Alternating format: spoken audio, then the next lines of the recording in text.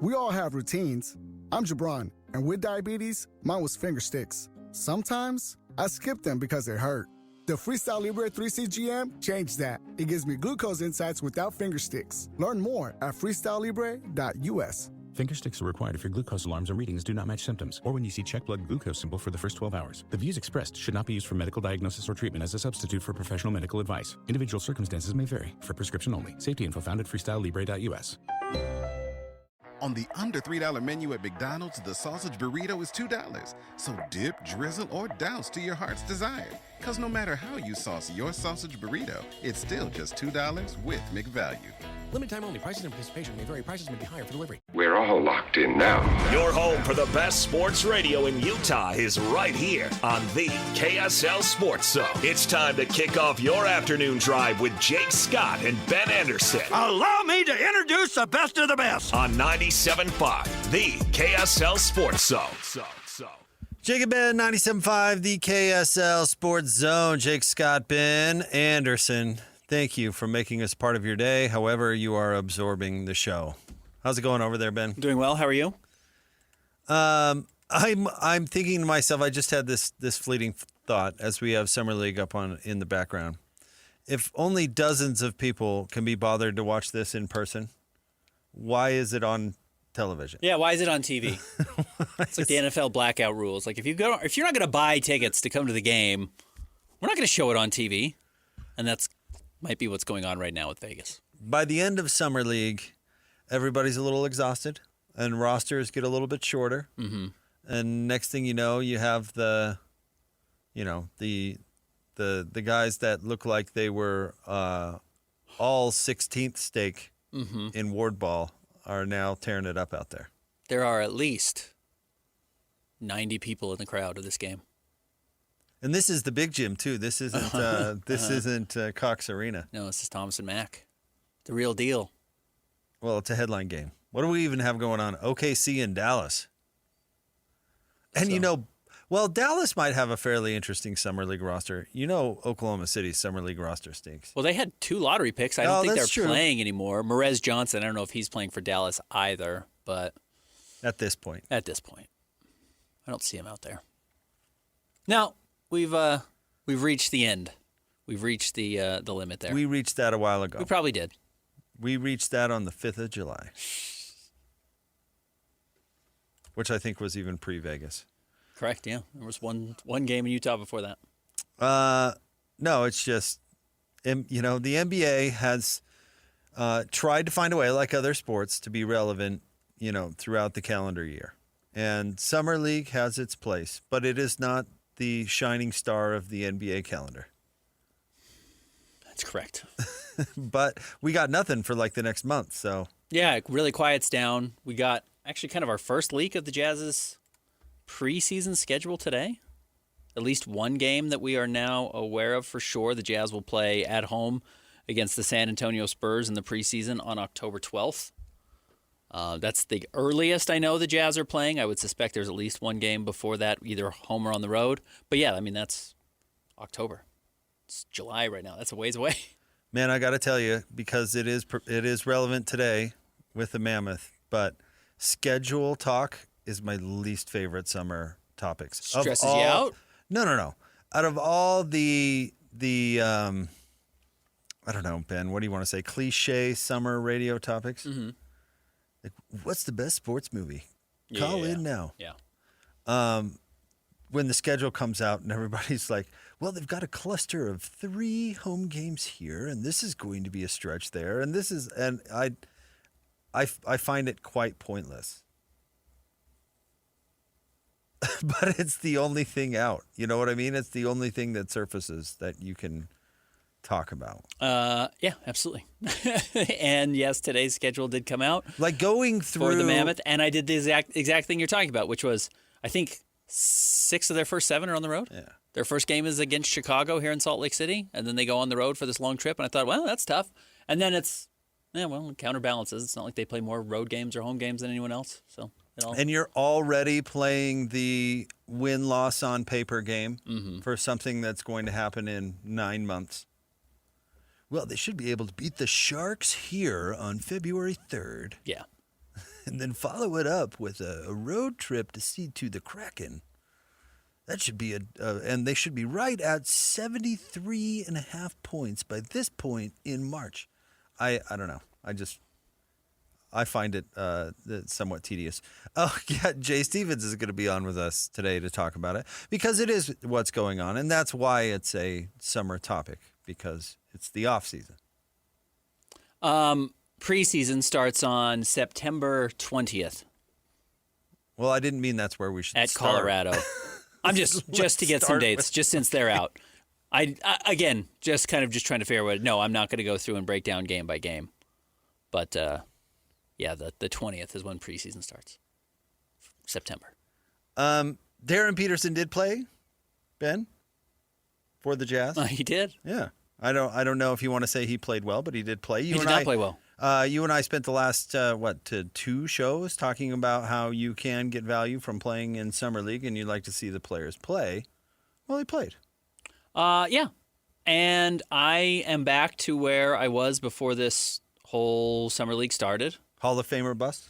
Are we sure any rookie is starting?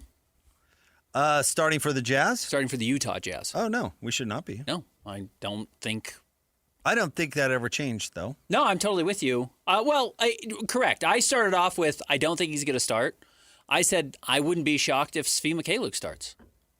Maybe it's Ace, but the Jazz are trying to win games next year. Ace wasn't particularly good when he was on the floor in Summer League either. I know he had back injuries, but is Ace ready to help you get to the playoffs as a starting shooting guard in the NBA? The truth is probably not. And I think Darryn is showing that right now, probably not. He's certainly not the best option you have. And if you are worried about the game of politics out there of, well, why is Ace coming off the bench for Darryn if Darryn was good but not great in Summer League and Ace was good but not great during an entire regular season? Maybe the answer is neither of them starts. That's totally fine. It would be so unpopular if SVHT were your opening night starter. I kind of want to see it just for the amusement of the meltdown. Mm-hmm. How hilarious it would be to see people's reaction to SVHT in the starting backcourt on opening night. The Jazz could start Svi Mykhailiuk, SVHT, and open the season 10-5 and find themselves in the same situation that they did in 2022 when Will Hardy took over and started Mike Conley, Malik Beasley, Jared Vanderbilt, Kelly Olynyk, and Lauri Markkanen, not in that order, but those were the 5 starters, if I remember correctly. And Jazz fans were clamoring for Walker Kessler, who had a double-double on perfect shooting off the bench, the first time that's ever happened in NBA history, in his first game. But because the Jazz started out, I believe, 12-3, if you remember correctly, Will Hardy was a little bit hamstrung and changing the rotation because they were good. They were playing well. And what type of message are you sending to anyone if you shake up a roster just to get young guys on the floor, even if you're playing great with the veterans out there? And I'm sure all of those things have to be taken into consideration, which is this team with Jaren Jackson Jr., Lauri Markkanen, Keontae George, Yusuf Nurkic, I'd imagine that's 4 of the 5, is competitive. I don't know how good they are, but they're competitive in the Western Conference. They're competitive in most regular season games. It probably doesn't matter who your shooting guard is. Well, it always matters. I don't know how serious they are. I mean, I think they're more serious about winning, but they are, by all accounts, going to go into the season without a center. They would like to win. Oh, without a 5, yes, yeah. Without a true rim protector. Their long-term starting 5's not on the team, no. No. So it's a completely limited roster. So, yeah, sure, try and win. But, I mean, you're already compromised, so people are going to start throwing out, well, play the young players because you're not really equipped to win at the highest level. So what difference does it make? Develop the young guy. I mean, that's you're gonna hear. I'm gonna hear it, and it's true. It's a stupid argument, but I'm gonna hear it. I mean, it's a stupid argument where I think they have further plans. They just have to get there to figure it out at center. But I mean, they're not trying to tank games. But we've already heard. Be prepared to wait because they're going to be patient on finding the thing at center because they were never really truly a contender anyway. We were running the promo forever. Sarah Todd said that of the Des News, who covers the Jazz, who is 100% correct. Mm-hmm. So it's not like the best lineup possible is necessarily that argument is going to win the day, because that's not where they are necessarily as a franchise in the team development category, which is it was the bargain with the Lakers.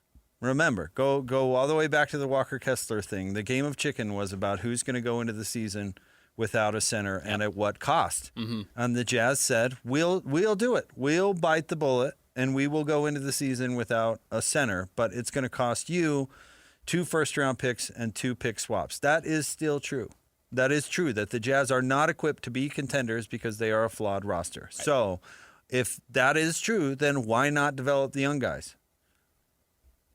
I'm not saying it's necessarily what I do. I don't know. The kind of the salty old coach part of me loves the you got to earn your spot attitude of it all. Like, hey, yeah, I'll start the unpopular SVHT. Not that Svi, I guess, is all that unpopular, but the veteran journeyman.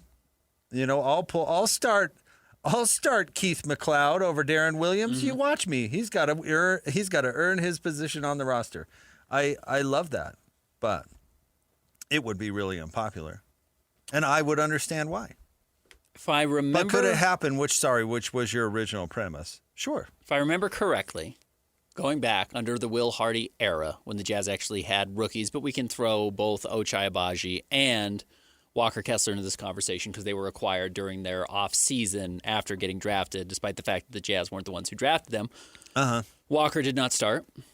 Ochai did not start. Taylor did not start. Keontae George did not start. Bryce Sensabaugh did not start. Cody Williams maybe started. I honestly can't remember. I kind of don't think he started his first game. No. Isaiah Collier did not start. Kyle Filipowski did not start. Last year, Ace Baily did not start. So Will Hardy has never started a rookie in their first game. And now they're trying to be good. I gotcha. None of those guys were the number 2 pick, which is part of the equation. Maybe not all the equation, mm-hmm. but it is part. It is part of the equation. The problem is that first year of rebuilding, Ben, the Jazz went into it with a flawed concept. They thought they were going to be organically bad enough to get them where they wanted to go. Mm-hmm. They thought by simply subtracting Donovan and Rudy, they had the fast ticket to the worst team in the league. Right. And that did not turn out to be true. So Will Hardy thought he could do it the old-fashioned way, where, hey, Isaiah Collier, you've got to earn your spot on this roster. And if you think you're good enough to beat out Mike Conley right now, I got a bridge to sell you, and how does that go? Beachfront property in Arizona? Mm-hmm. I don't know. And that did not turn out to be an accurate assessment. Correct. And then he had to break the team apart further mm-hmm. by the trade deadline. And then the next year, they thought they were going to be organically the worst team, and they had to break it down even further. So I think Will Hardy he believes in the make rookies earn it. And I like that about Will Hardy. But the argument is Darryn Peterson good enough right now to beat out Ace Baily and SVHT and honestly, and Keontae George. I don't think Keontae George's spot in the backcourt is guaranteed. So, I mean, you want those guys to go in there and earn it. Yeah, that's still a thing in sports. But Darryn Peterson is the number 2 pick, and people are saying how great he is. Well, who's to say he doesn't beat out those guys on day one? I think that will be the big question as we get out of preseason and get into the regular season, which is how much does not having Walker Kessler on the roster change the early expectations from the Jazz internally and what their goals are? Does it make it easier to continue to accelerate the development of Ace Baily and Darryn Peterson? Because you can play them 24 minutes each or 32 minutes each and have it come at the behest of Lauri Markkanen or Keontae George. If you want to, you can do that. You can get those guys on the court a little bit longer, and it doesn't help Key, and it won't help Lauri, and it won't help the Jazz win games, but conceivably by the end of their rookie season or going into their sophomore season, they'll be a little bit better. Or now that you've traded for Jaren and you have Lauri, and that window of those two being on the team together is not infinite. It's not going to be that long, actually, in the first place. Do you feel like you want to try and win while they're here? That is a decision the Jazz have to make. And trading for Jaren is a major step forward, and losing Walker is a major step backwards. And the Jazz have now done both. So they're being torn apart a little bit with their decision-making. Yeah, well, but compensated to do so. Yeah, no, it's not like the Jazz lost them for nothing. No. But they did make decisions that pull in opposite directions. So which side of the line they decide to enter the season on could be different. Because I think there's a real argument now with Darryn as the number 2 overall pick, with Ace as the number 5 overall pick, and 2 future unprotected picks that you got from the Lakers. Maybe you just hit the reset button again on the timeline and say, yeah, we would have loved for Jarren and Lowry to work out, but actually it's not the most valuable pieces you have anymore. I'll tell you the answer. I would predict it be the answer. Is they'll try to win for the first part of the year and see how it goes. And then if they're in the play-in scenario come February, they're going to try and lose. They don't have their own pick, so there's no reason to do that. Oh, yeah, okay. I outsmarted myself there. Sorry. But if they had their own pick, they'd do that. No, I think they'll try and see how high they can go then. Why not? But they're still flawed. I mean, it's still – you've got Nurk – your answer at center is Nurk leaning on guys. I mean, that's not going to get you past the Spurs, I would guess. No. Or Oklahoma City. So you traded part of that window for the picks. Now, they were, kind of strong-armed into it too because they didn't want to pay Walker that much money. So it's how the cookie crumbles. But that is true. I don't think it's any – would you say it's been a mistake that has put them in that one step forward, one step back? Or would you say it's circumstantial, or how would you read it? I think most things are usually circumstantial. I don't think the Jazz expected Walker to get this level of contract offer this summer. I think they thought Walker to be more bought into wanting to come back to Utah than I think he actually was. I think he was happy to leave. But that's my guess, to be honest with you. But I also don't think that they thought Jaren Jackson was going to become available. So that circumstance that they thought, well, that's too good of an opportunity to pass on, changed the equation with Walker, where in retrospect, if they knew they were going to get Jaren midseason, they probably would have loved to have locked Walker up last year, and they didn't. So the mistake was, and hey, if there's a mistake in this, it's that they didn't lock him up last year. That's probably the mistake, and the reason for the mistake is they couldn't read the future, that suddenly a player like Jaren Jackson Jr. would be available. But it might not have been a mistake because we have no idea what Walker was asking for. No, exactly right. No, so 100%. If he wanted to be maxed out and they weren't willing to do it, if this was always the number, then the Jazz were probably smart to not give him $140 million. It's probably too much for Walker. The Lakers might have capped themselves as a good, not great team because they gave Walker all this money for the next 4 years. Well, I'll tell you this: he still has a lot to prove. Absolutely. So he's never played an important game in his life. No, he has not, and. I mean, it comes down to, again, forget, and you and I have both broken this down at points on the show. Don't forget that, what did Walker's number end up being for the Lakers? 27 and a half? I can't remember exactly. No. That was the Jazz offer, 27 or 8. I'm talking about what he ended up signing with the Lakers. It was 32 and a half, 33 and a half per? Is it that high? Okay. That's not the real number. The real number, the real number was, who knows, 38, 39, a max? I mean, that... Mm-hmm. That was the negotiated number for the picks. They negotiated that down. The Jazz said, we will lower the bar on what we're going to match if you give us this. That was the whole squeeze for the sign and trade to begin with. It is 32 and a half. So it's 32 and a half. The real number was probably 39. Yeah. Or 40.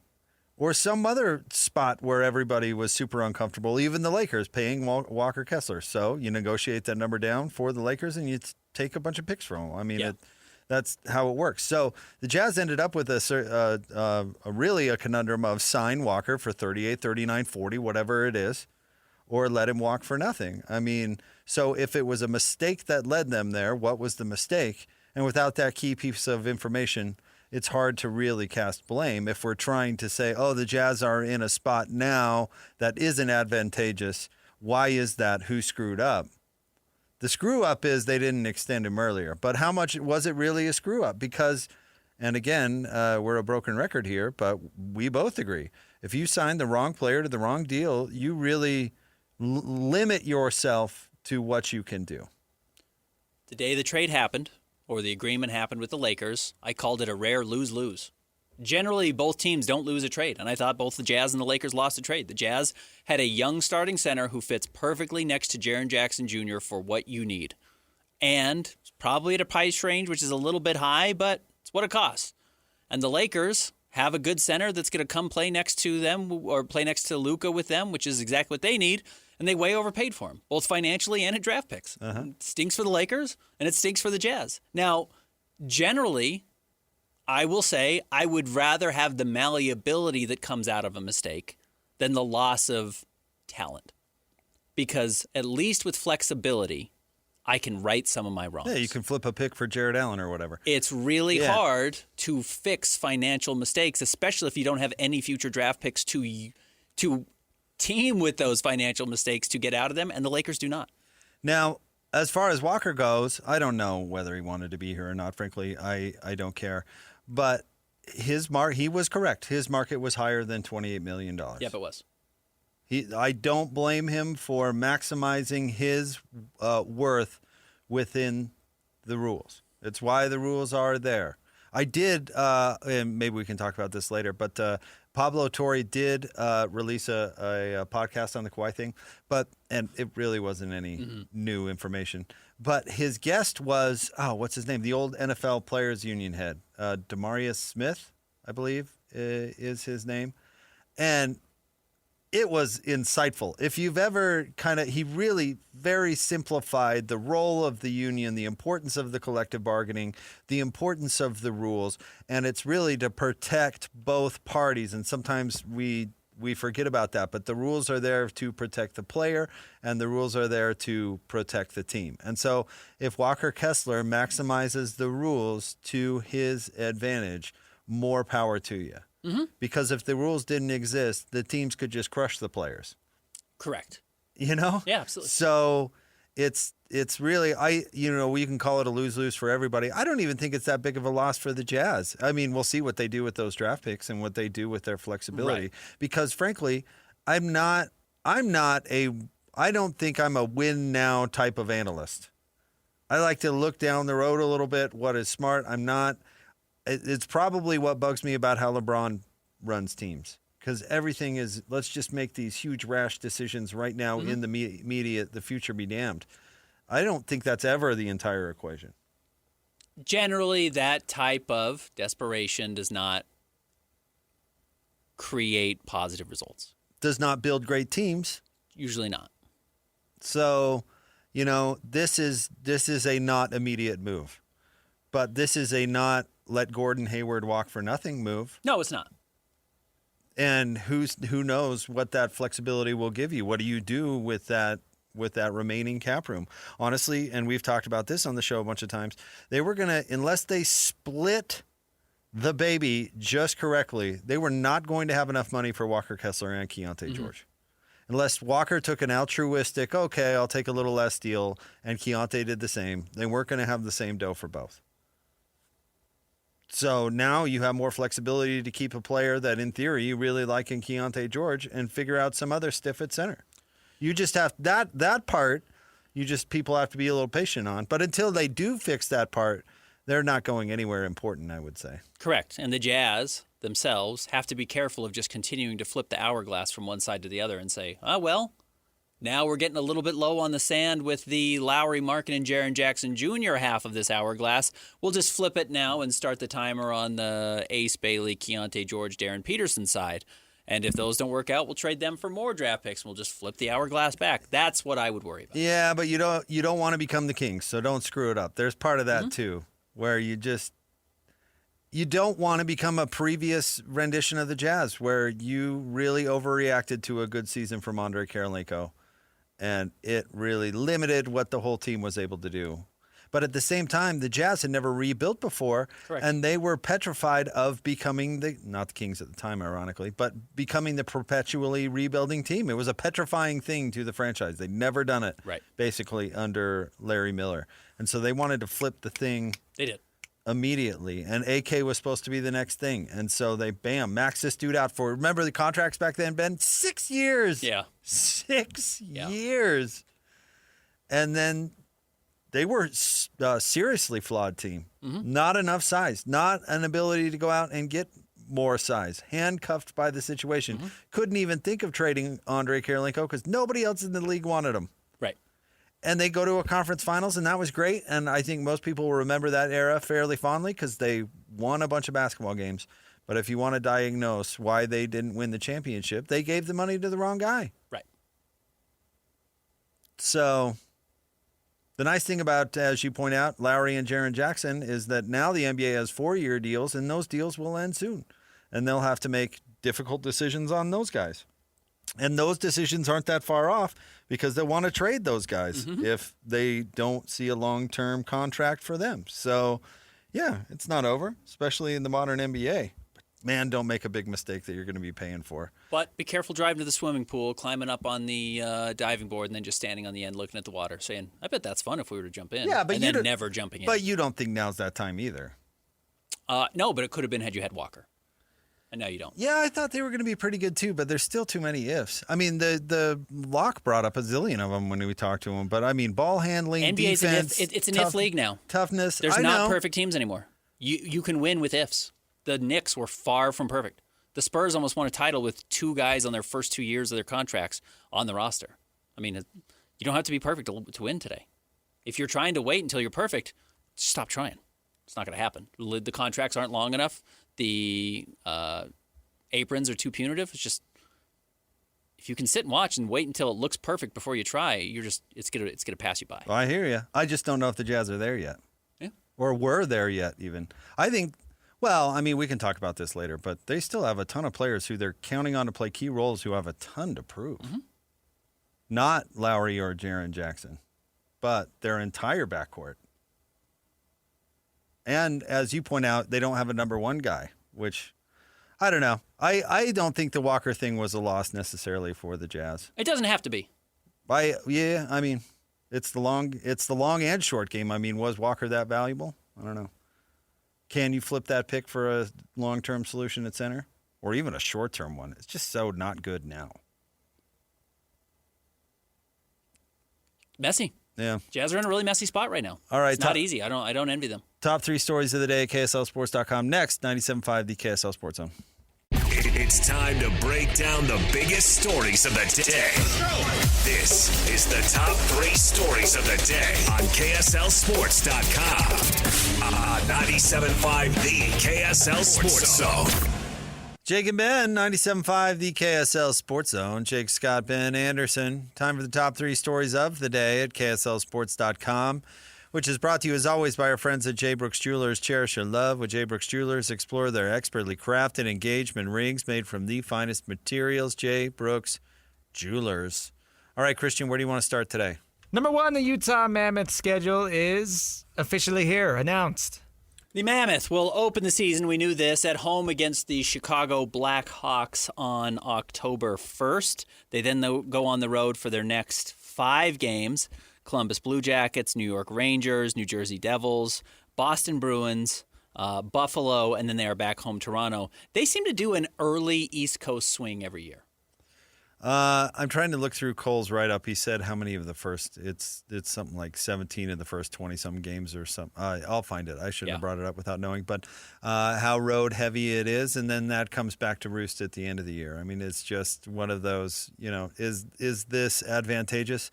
And the answer is I don't know. I remember when the Jazz had a slew of home easy games leading into the playoffs, and then they struggled in the first round of the playoffs, and everybody said, well, it's because they were completely untested and we're just skating into the playoffs. So I don't know.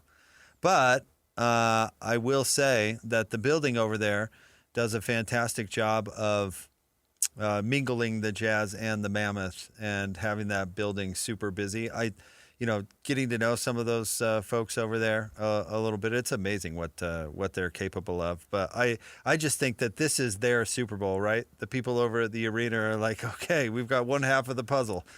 What here are going to be our important stretches. Yeah, I guess maybe it's even a little surprising that they even have a game in early October at home. Like, would they have not loved 2 more weeks to figure this out, to get a little bit more construction done when you're on this abbreviated of a schedule? Oh, that's a great point. I didn't even think about that. Could you have just bumped it back in general? It's not like you can say, well, we'll throw the ice down for a day and then you guys bring the trucks back in and we'll start the process over. I honestly wondered if it would have been easier to just start the season at home on October 16th, which does happen in other sports, cold weather outdoor baseball cities, Chicago, Cleveland, etc., don't play home games in March or April whenever the season starts. They wait until far later in the year. So I wonder if that has something to do with it, with all these road games, but the Jazz will be playing preseason then too, so I guess they just have to have it done. What a crazy task. Good on them. Hey, it's what Ryan might be best at. But the logistics alone that go into what's going on over that building is pretty wild. Ryan shared a bunch of photos yesterday on social media, and it looks like it's going to have a completely different feel next time you go in. Well, last year was the lower bowl, right? And this year is half the upper bowl? Half the upper bowl, and then they'll finish it next summer, I believe is the goal. Awesome. Yeah, no, it's great. I'm glad it's still here. I'm glad it's getting an update. It needs it. And I think he's going to do a good job. I thought it was good last year. When are the Knights coming to Salt Lake so we can go over there and throw stuff at Las Vegas Golden Knights will be here on Good radio. Well, we got to decide. Are we going to fill water balloons with paint or something, or what are we going to throw at them? Are they not coming this year? What's the deal? Is it only one game here? It would be the only one I'm seeing right now is April 3rd. Okay. I have a hard time imagining that's the only time they're here, though. Got to go down there and yell at them. I've got to put a reminder on my calendar. That's a while.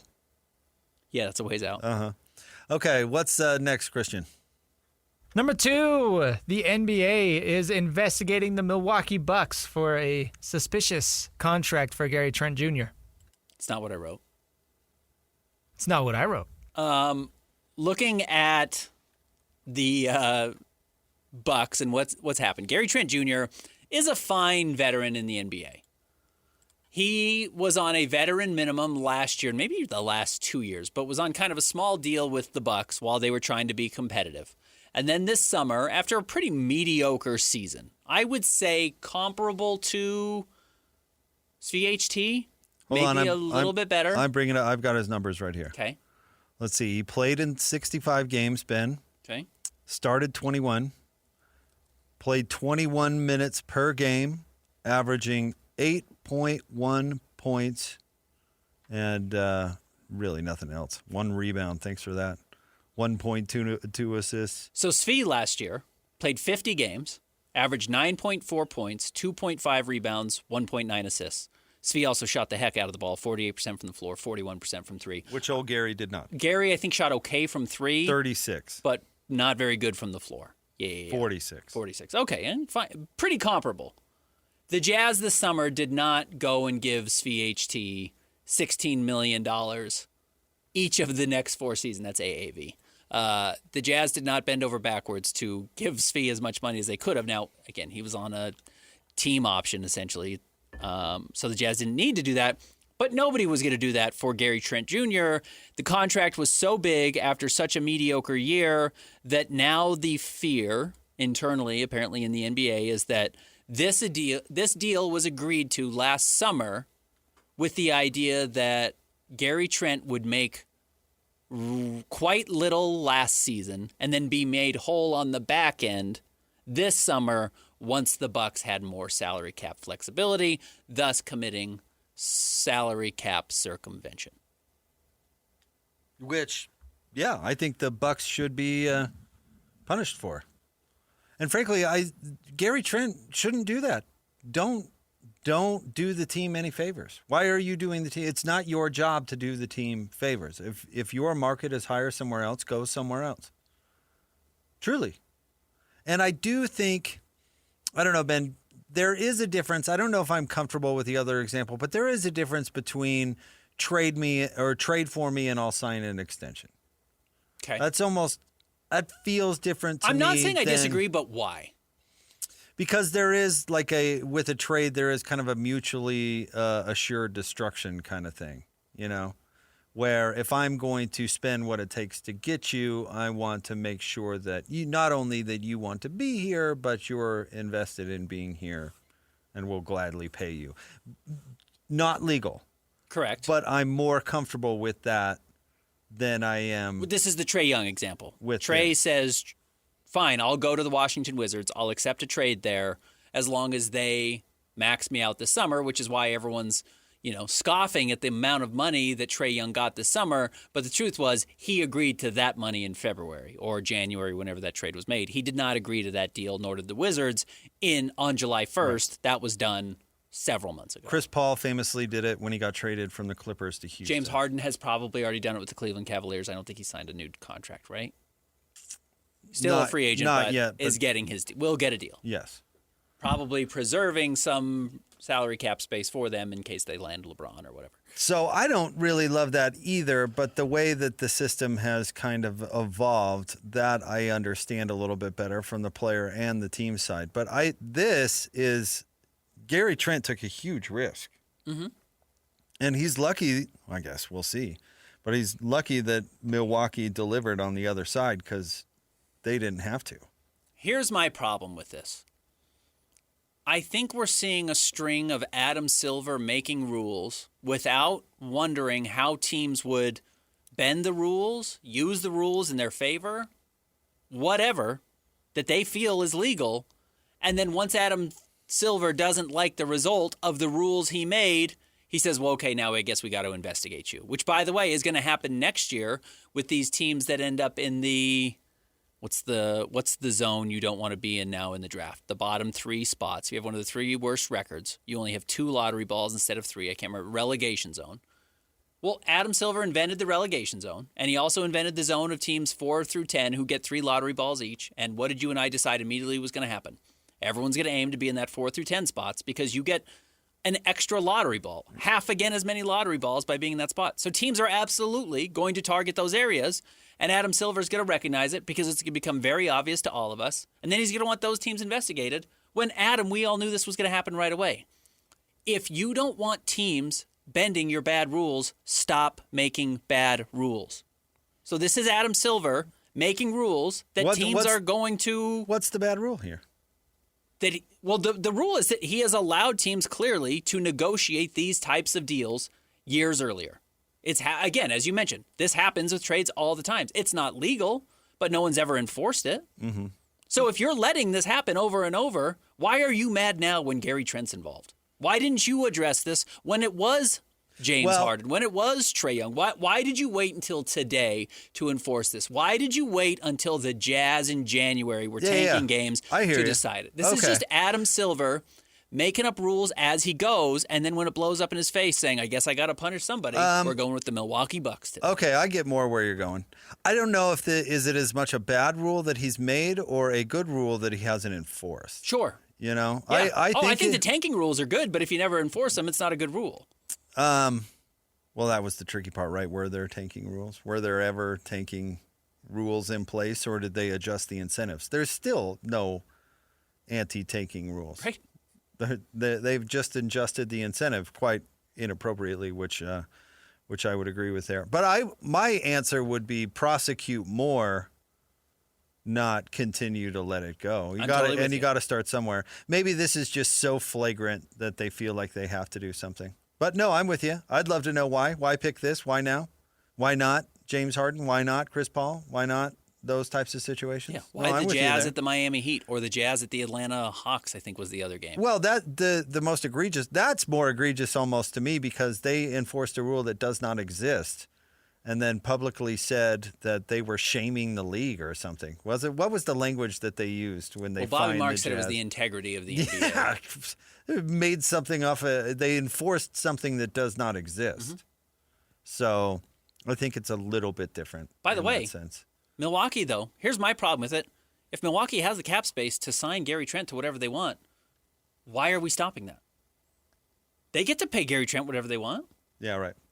No, the question, though, is the quid pro quo. It's not the quo or the quid. It's the quid pro quo. But that's not they, of course, can pay Gary Trent whatever they want. The question is, why didn't he earn market value and sign a team-friendly deal and now sign anything but? It is suspicious. And if there is... I think it's very clear what happened. If there is evidence of that, it is a violation of the rules. So again, nobody has any problem with the result. They can pay whoever they want. It's why and was there collusion that resulted in that. That is against the rules. By the way, this is not new. This is quite literally how Carlos Boozer ended up with the Utah Jazz.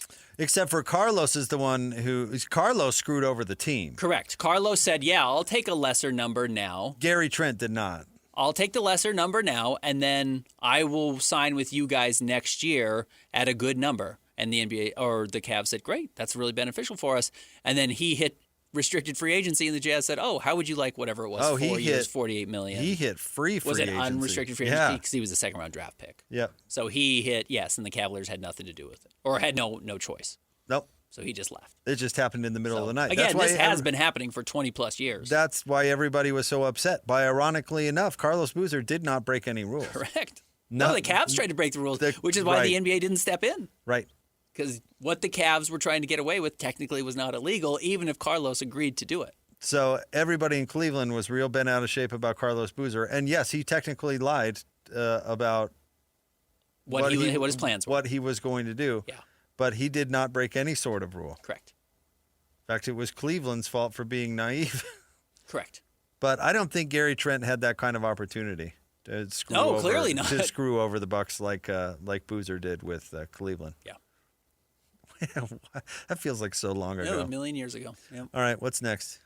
Number 3, it is time for your daily lay update. Today, LeBron James at an event with Tyrese Halliburton said he's not ready to reveal his next team.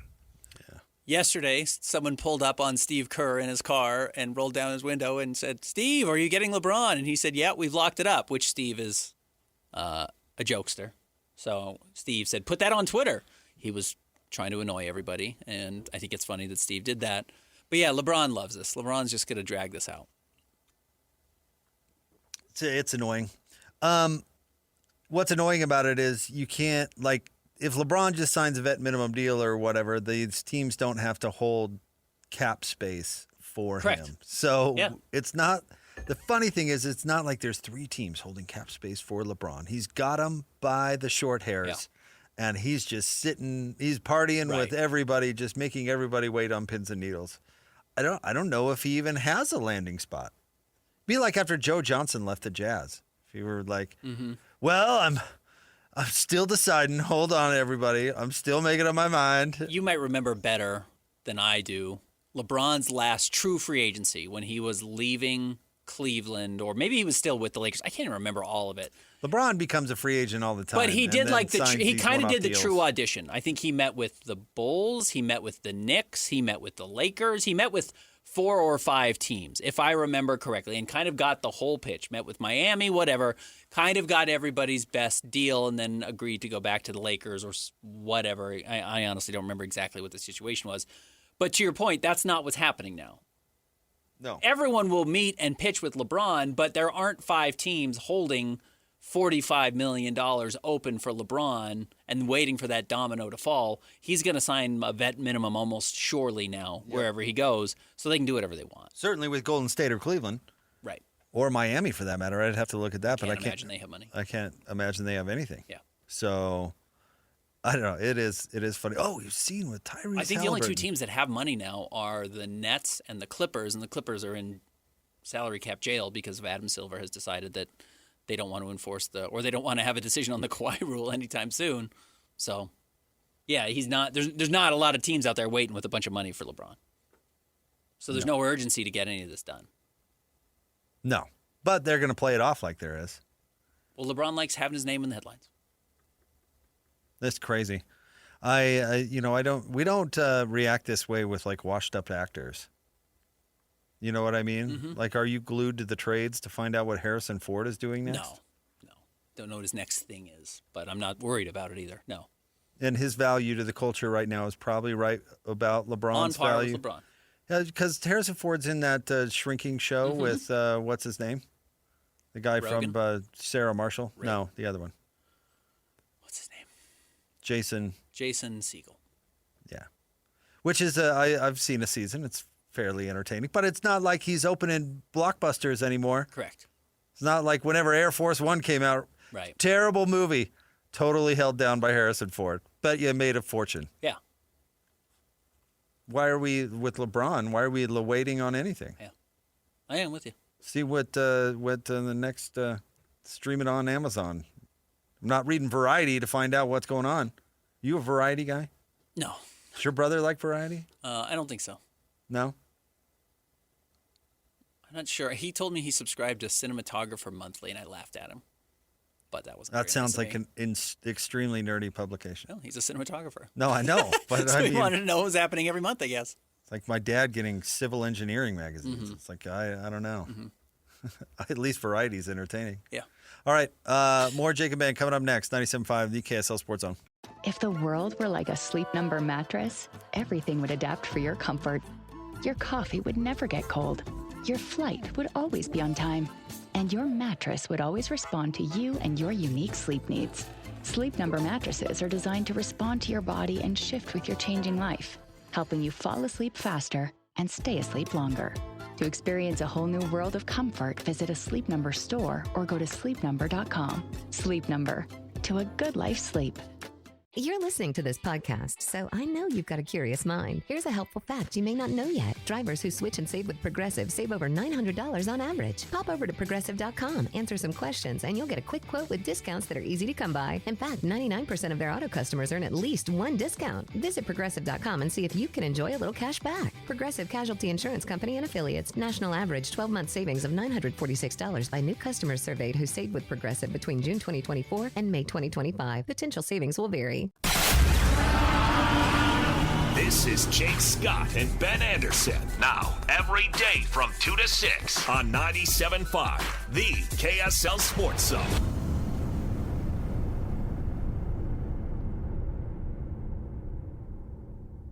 Jacob Ben, 97.5, the KSL Sports Zone. Jake Scott, Ben Anderson. Thank you for making us a part of your day. We've already had a spirited day. We've fixed the NBA in multiple ways, fixed the Jazz, blamed people. Like it's really been quite an action-packed 2 o'clock hour. I can't wait to see what we do next. That's the goal. What should we tackle next? People let us know. We'll fix all of the world's problems. We're going to talk about whiny athletes coming up next, which I'm pretty excited about. I haven't heard the clip that you want to play. Okay. But I've heard other players It's a thing going around right now. talking about this subject Every couple of matter. years, this pops up.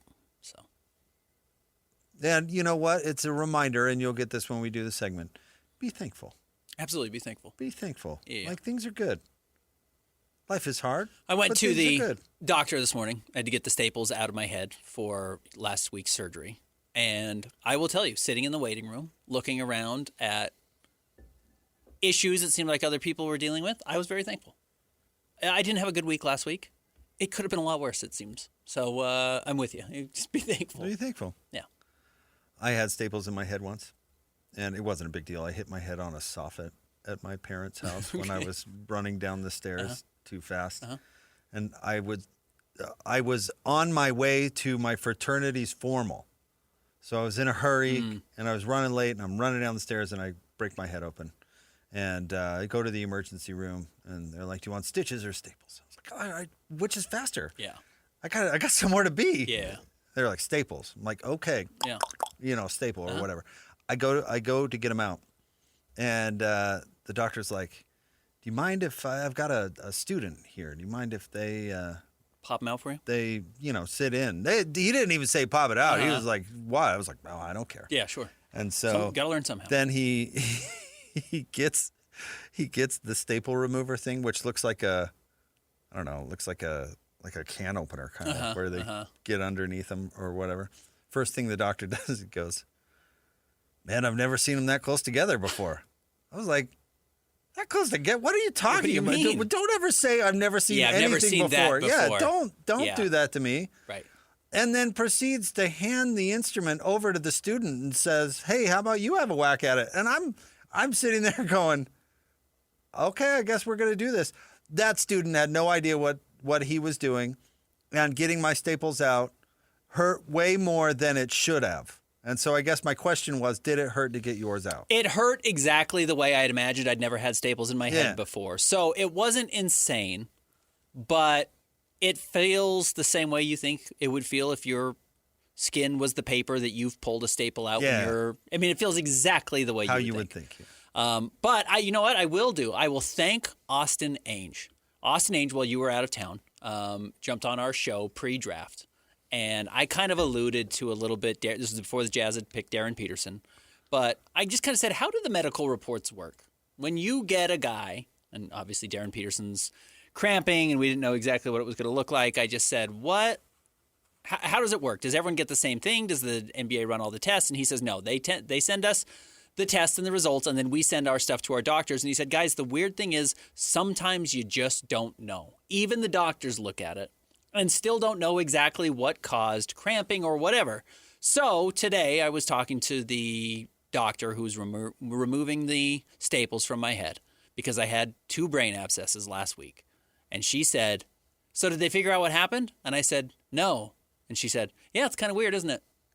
And I said, you know what? I had the same conversation with Austin Ainge of the Utah Jazz, and he prepped me for this. Sometimes you just don't figure it out.